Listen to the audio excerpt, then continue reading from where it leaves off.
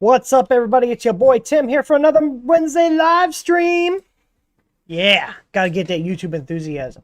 What's up, everybody? We're here with another Ask Tim. If you guys notice, I've spruced up the back here. I never know where to point because, like, I should really mirror the video on my preview side here. But yeah, so if you guys notice, I've got some stuff up there. I put some of my prints on the back wall. Those are magnetic shelves. They stick right to the door. I just realized my bungee is supposed to be right there, and it's not. I gotta put them back.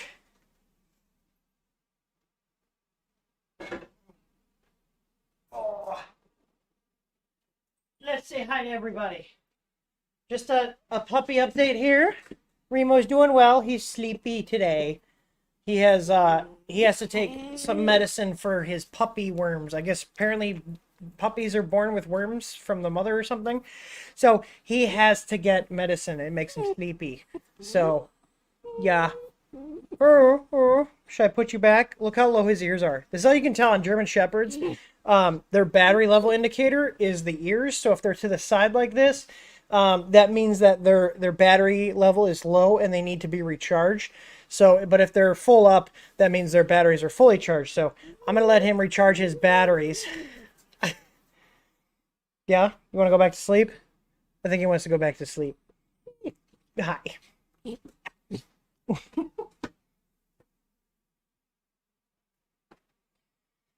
Just watch now. He's going to be a pain. Oh, no. We're going to go back to bed. Claire's in here, but she's hiding over to the side. So anyways, let's go here. Streamer energy. Yeah, you got to be like, it's your boy. That's what all the pro streamers do. Let's see what questions we got here. I got Stream Deck release an update, and look at this. The giveaway thing is now working. I can press the button and send a message now, which is really nice. So anyways, and look at the cube. The cube is automated. I did a video talking about that. It was just a random stream, so it works. So you guys need to post your questions in the chat. Plug Maw, yeah, I could use some. I haven't had any today, but I did get some sleep. I do have my bottle filled up. I'm gonna go with the melon today. And you guys try the melon yet? It's like one of their new ones. It's freaking amazing. Although I like watermelon. So Clara's sitting under my desk here like, can I have some? No, this is not for dogs. So anyways, I do have some new stuff. Guys, put questions in chat for me to answer. We do have a little tangent to go on today. But then we're going to go on the tangent, and then we're going to come back. So I do have some new stuff to show you guys. It's exciting. This was my work I was doing last night. I already have the sensor offsets entered into the firmware, and we also have the probe mount on the firmware package. And if we look here, I haven't had this hooked up. I'm going to do a video showing how to hook it up to this printer because it does use the just bare wires. So we're going to snip these and put those into the Easy ABL control board. But just to show you how the mount works, it actually goes in the location where this is. I got to put 2 longer M3 screws in, but this will go behind the bracket here. So this is just for test fitting so I can get the offsets and everything. But we do have firmware out for the Kingroon KP3S. Now, the only caveat is because Kingroon decided to make the LCD vertical, and Marlin supports a horizontal interface, there is a little adapter you can print. Now, you can use it. Just imagine if this LCD was rotated like this and sits flush in here. That's how the stock one is. But a guy on Thingiverse actually made this LCD mount. It's 3 pieces. There's a block. You can kind of see it. It's in silver here. See in the bottom there? There's a block that mounts where the stock LCD was, and it uses the stock screws. And then you supply 4 more M3 screws. I think I use M3 by 8s or 6s. They're short ones.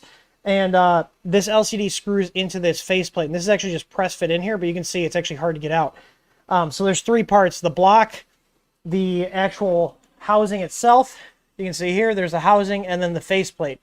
So it's really nice because now we can access the LCD not only tilted up, but horizontal. So you can see here we got the interface working. This is one of the few touchscreens I actually do like because you can run the standard LCD interface on here. But you can see it's all working correctly. I tell it to home. It's going to home. Now, I have told it that there's an Easy ABL on here, but because this end stop is the same logic as the Easy ABL, we can still test it by homing with the switch. But yeah, so this is live on the site now. So if you guys have a KP3S, I like having the LCD up a little bit more like this, and have it horizontal. You can use it without printing this mount. It's just, it's going to be vertical. So you're going to be like using the printer kind of like this. So, but this STL pack, or the pack of these STLs are in the firmware download as well for the KP3S. You can print those off. I did all 3 of these parts in about 3 hours. I split it up across multiple printers. I actually did the frame here, the front faceplate that holds the LCD, and the housing itself. I did it on the Daedalus, and then I did the bottom plate on my Easy 300 prototype here that I have. So, and if you guys are wondering, look at that surface. People ask us about the Easy Flex plates.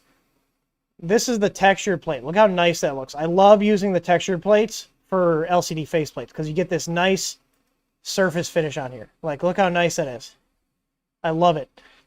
So anyways, I just wanted to show you guys that we do have this on the firmware for this is on the site. It's free to download. You don't have to use it with an Easy ABL. If you want to use it with a stock machine, you can. But I will be doing a video later tomorrow, I'm thinking. It depends on what's going on today. It's been quite busy with Aaron out. So, but I would be doing a video on installing the Easy ABL on this specific machine. This one already has the MOSFET added on for the heated bed. We did that on a previous video. So, but all in all, nice little printer. So, and now we've got Marlin on it. You can go through and, you know, set all your settings on here, and you got all your options to adjust it. So I can even reset the EEPROM here. I'm like looking at my screen instead of the actual screen. That's why I'm hitting the wrong buttons.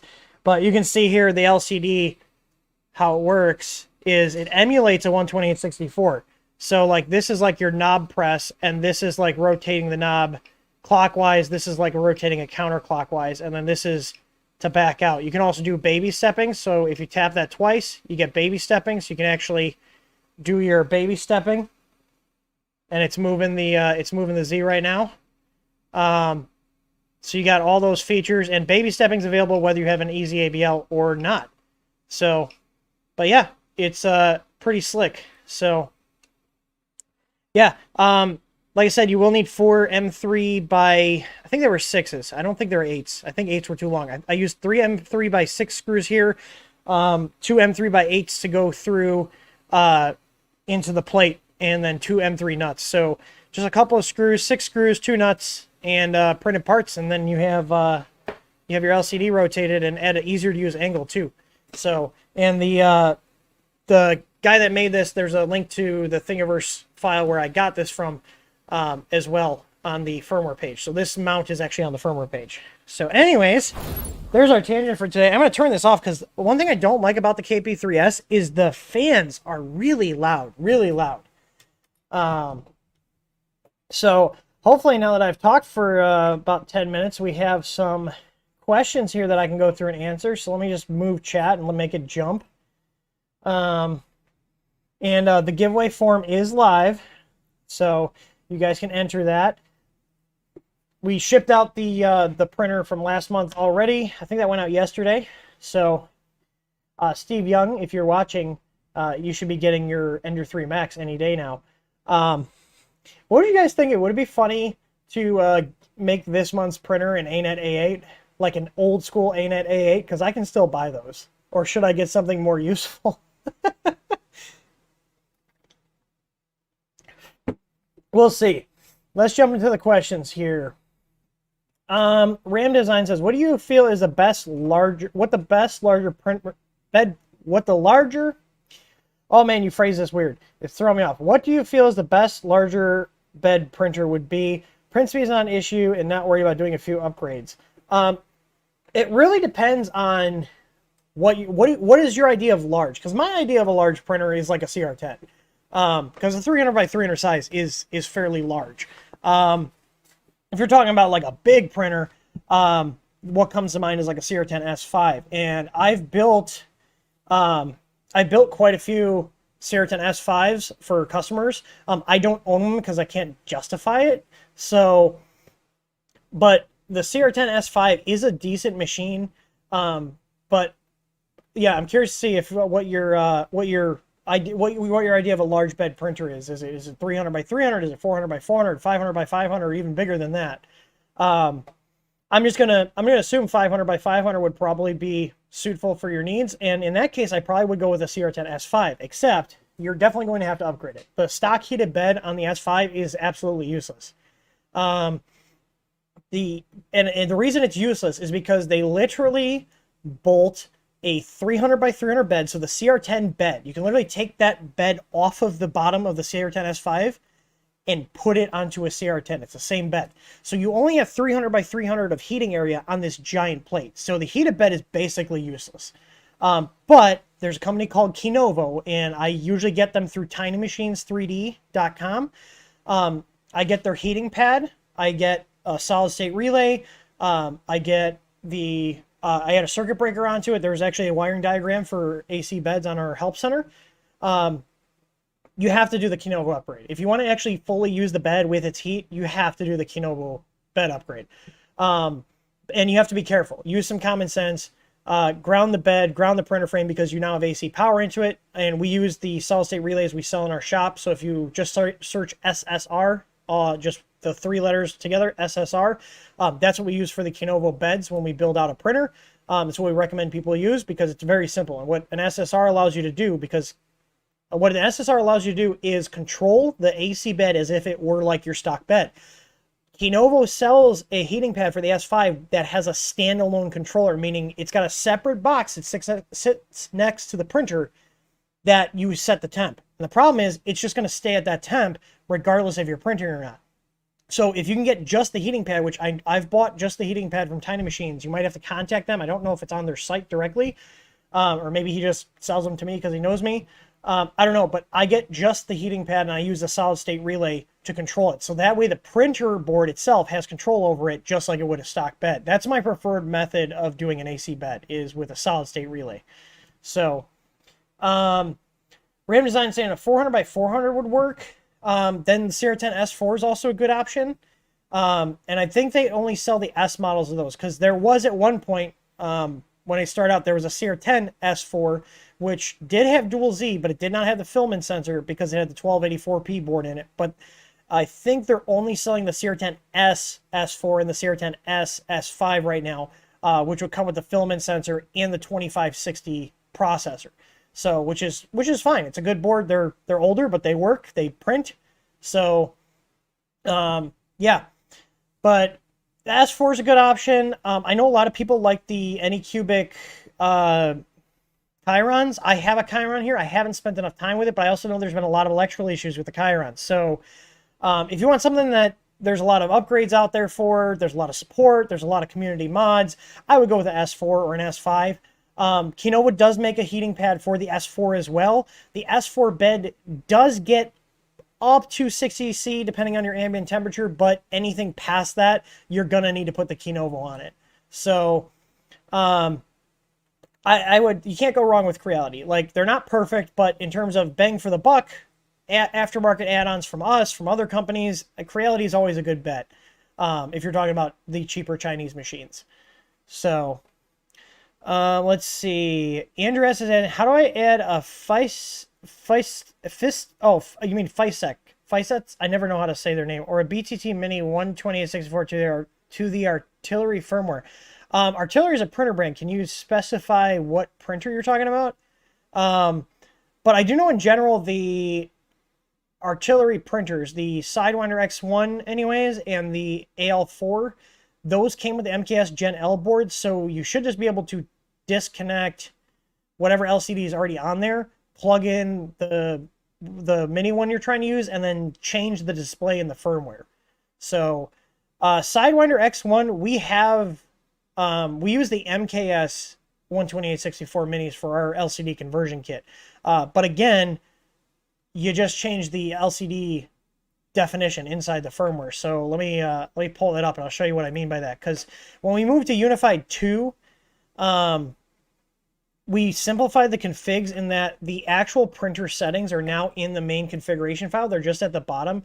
We originally took them out of there because I didn't want people going in and messing with them, so we put it all in the backend file, but it ended up being pretty cumbersome once we started doing more and more printers. So, but what that means is you can get better access to, let me just close some of my stuff here. There we go. You get better access to the settings. So like if you have a Sidewinder X1, the easy way to jump to the config is copy this, and this will work in VS Code. You do a Control F and then search for it.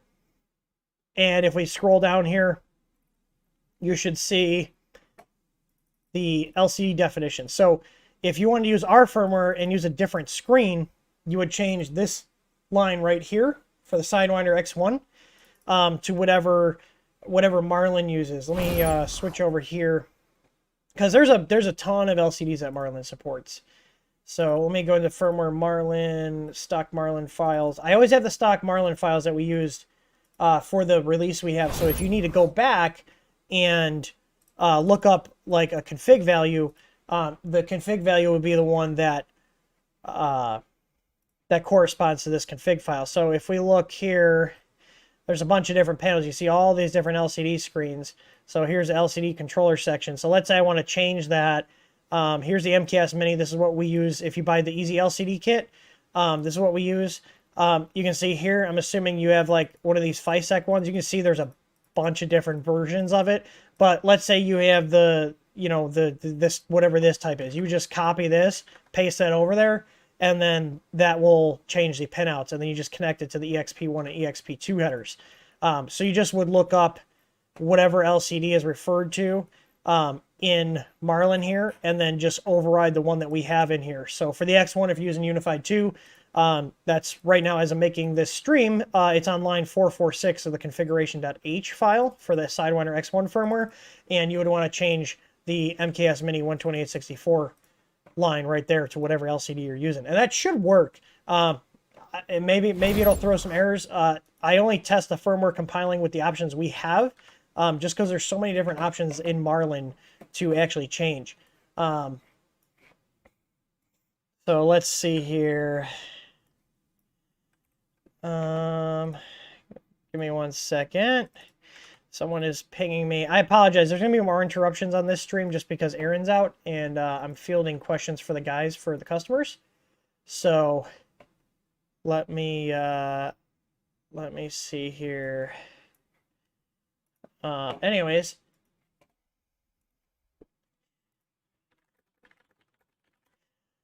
Let's see. Next question. Cooper says, my extruder keeps making a clicking noise and my filament isn't extruding. Any idea for what's wrong? Well, I would do what's called a cold pull, where you heat the hot end up, let it drop down to, if it's PLA, let it drop down to about 110 C, and then pull it out really quick. You can let it go down further, but it's really hard on the hot end.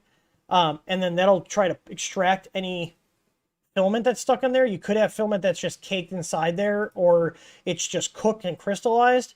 The other thing is we do have, and most printers come with these, we do have little like cleaning needles that you can use to put up in the nozzle. If I get in a situation where my extruder is trying to feed and it's clicking or it's just grinding through the filament, I'll heat the hot end up, pull the filament out, feed the filament back in, and then tell the printer to extrude. And then while it's being told to extrude, I'll stick the needle up into the nozzle, move it around, pull it out, and see if anything comes out.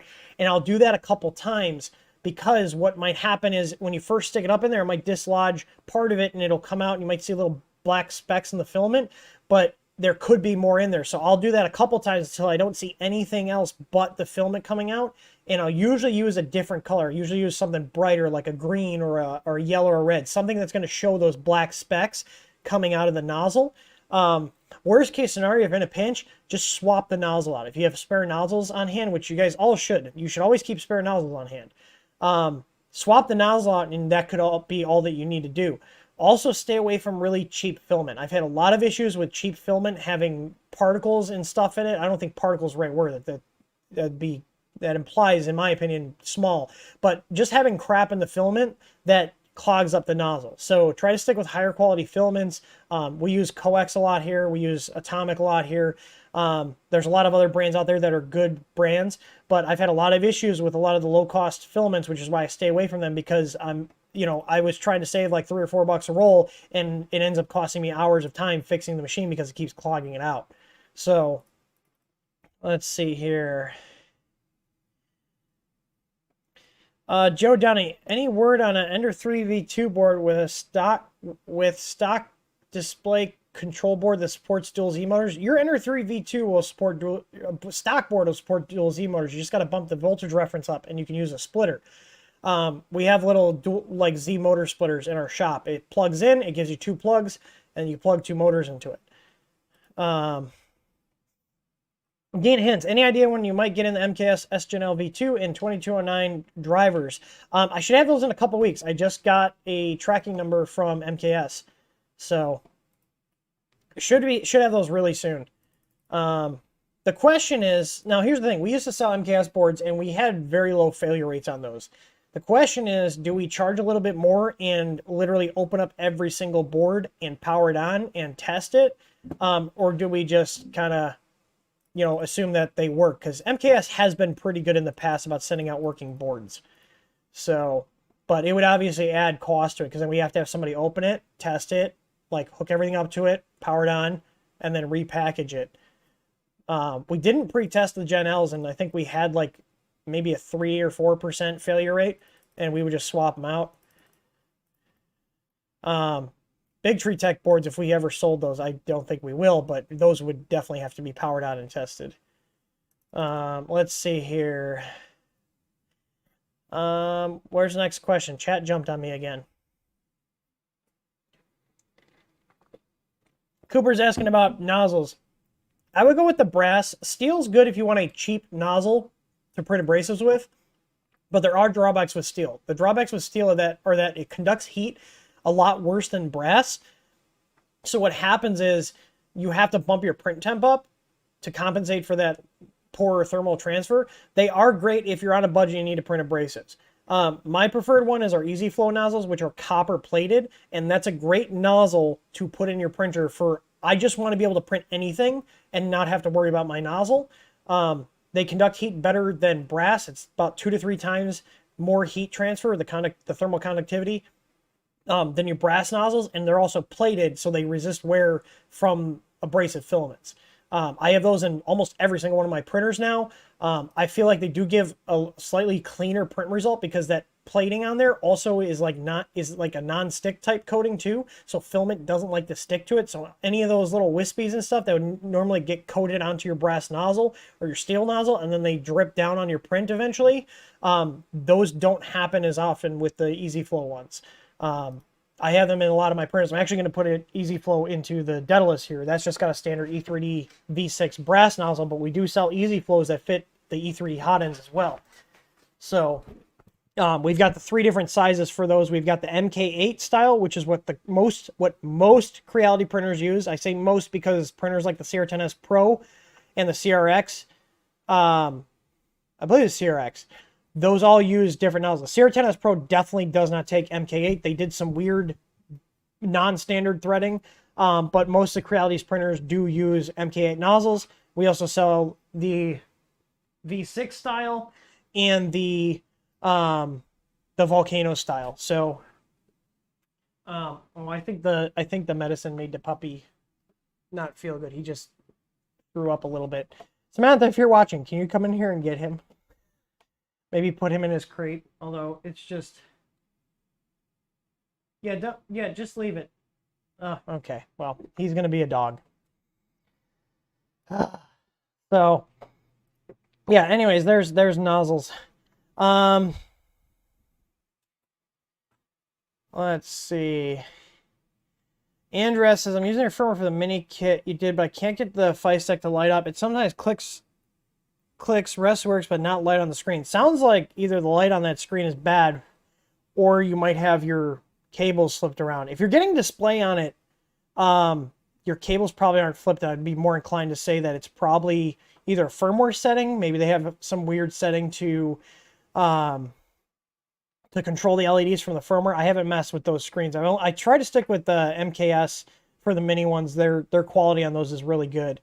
Chris Ward's asking about flex plates for the Ender 5 Plus. Those should be showing up any day now. We ordered those at the beginning of February, and those do get shipped by sea. And they did get shipped out before the Chinese holiday, so we should be getting those soon. I just need to check the tracking on them and see if they got to the port and UPS picked them up. Remo, you feeling okay? The medicine not making you feel good? I'm sorry about the puppy interruptions. Let me message Samantha really quick. All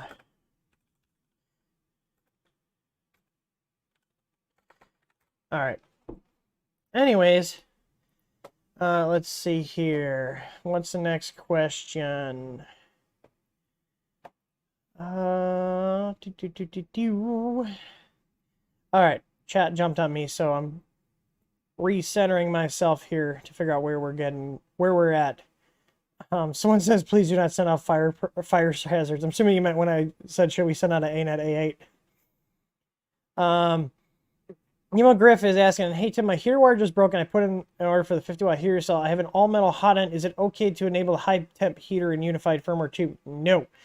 Unless you change your thermistor to one that can go past 290, I would don't do that. That setting is there for if you have a thermistor that actually can handle the higher temperatures. So I believe Slice Engineering sells one that's a high temp one. There's a bunch of other ones out there. Most of your thermistors that come with the printers and like the thermistors we sell, the max temp you should use those at is 290C. Anything higher than that and its resolution just goes to crap and you can damage it. So just be aware of that. Hankus is asking, any plans on LCD screen replacement for the CR6 SE similar to the Ender 6 project? No, I'm going to tell you guys right now, we're not doing, aside from carrying the switches to replace those, that printer is too much of a mess for us to do anything with. It's not worth our time. And plus, like, it already has most of the upgrades that people put on it. Like, it's got the bed leveling strain gauge thing. It's got a filament sensor and the combination of the touchscreen with the proprietary board. We're not going to do anything with that machine unless something changes or I can think of something. We're pretty much abandoning the CR6 SE in terms of trying to find upgrades and stuff for it. So I haven't even powered mine on since we messed with it on stream. I'm honestly worried about the board catching on fire like people have had happen. And then I did get the Big Tree Tech boards for them, but people had having issues with those. So I'm probably just going to get rid of that printer and sell it as parts. I mean, it works. I just don't trust it. There's a lot of other machines that are out there that are way better than that don't have the same like design flaws that one does. It sucks because I had high hopes for that machine, but I'm just too weary to use it. I don't want to put it in a print farm and potentially deal with a fire. So 3 Jeff has any thoughts off the top of your head as why my CR10 screen froze? The print was half done and completed the print, but the screen was frozen. It could be that the screen is going out. There are chips on the screen that process the commands, and if they hang up, they usually won't screw with the printer board operation. But I have had one, like out of all the printers, I only had one, and I replaced the screen and it stopped doing that. So we do carry CR10 screens in our shop that are the OEM ones. So literally just a direct swap. So let's see here.